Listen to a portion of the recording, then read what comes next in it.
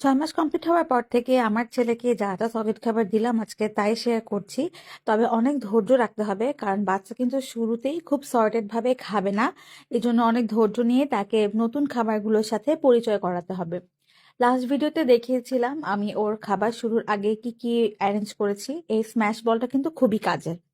6 মাস complete হওয়ার ঠিক পরপরই ওকে প্রথম আমরা যেটা দিয়েছিলাম সেটা হচ্ছে কলা। কারণ ও আমাদের বাসায় কলা দেখে কলা ধরতো এবং সে এটার প্রতি একটু ইন্টারেস্টেড ছিল।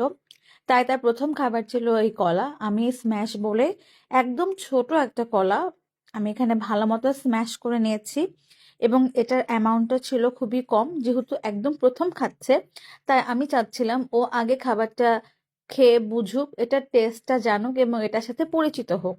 যার কারণে আমরা প্রথম দিন খুবই অল্প খাবার তাকে ইন্ট্রোডিউস করি, এবং যেহেতু সে প্রথম মায়ের বুকের দুধের পরে অন্য কোনো একটা খাবার মুখে নিচ্ছে, তার কাছে একটু আনইজিও লাগতে পারে।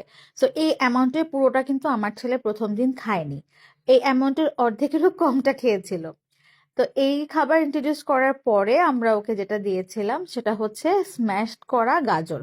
পরের উইকে আমি ওকে ইন্ট্রোডিউস করি ডাল আর চাল দিয়ে বানানো খিচুড়ি। আমি মুগ ডাল ব্যবহার করেছি এবং একদম 1 চামচ করে মুগ ডাল আর চাল দিয়ে আর সামান্য গাজর দিয়ে খিচুড়ি রেডি করেছিলাম। এবং সেই সপ্তাহেই ওকে দিয়েছিলাম আপেলের পিউরি। আপেল আমি বয়েল করিনি, আমি স্টিম করে নিয়েছিলাম। এবং আল্লাহর রহমতে আমার ছেলে এই খাবারগুলো খুবই পছন্দ করে খেয়েছে, আলহামদুলিল্লাহ। আমি 3 দিনের রুল মোটামুটি ভাবে ফলো করেছি, যাতে অ্যালার্জি, র্যাশ বা অন্য কোনো কিছু আমি বুঝতে পারি।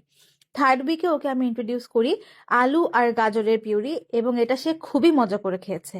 আর লাস্টলি এই গার্বারের এই পিউরির বক্সটা আমার আম্মু নিয়ে এসেছিল, এখান থেকেও ও ক্যারট, ব্যানানা আর ম্যাঙ্গো পিউরি ট্রাই করেছে। আলহামদুলিল্লাহ ও খুব পছন্দ করেছে।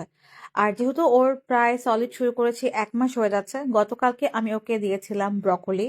একদমই শুধুমাত্র সামান্য একটু ঘি দিয়ে পানি দিয়ে বয়ল করে ওকে এটা স্ম্যাশ করে দিয়েছি, এবং আল্লাহর রহমতে এটাও কিন্তু সে 4-5 চামচ খেয়েছে এবং আমি তাতে অনেক খুশি। প্রত্যেকটা খাবার ইন্ট্রোডিউস করার সময় তাদেরকে সময় দিতে হবে খাবার বুঝতে, খাবারের টেক্সচার বুঝতে।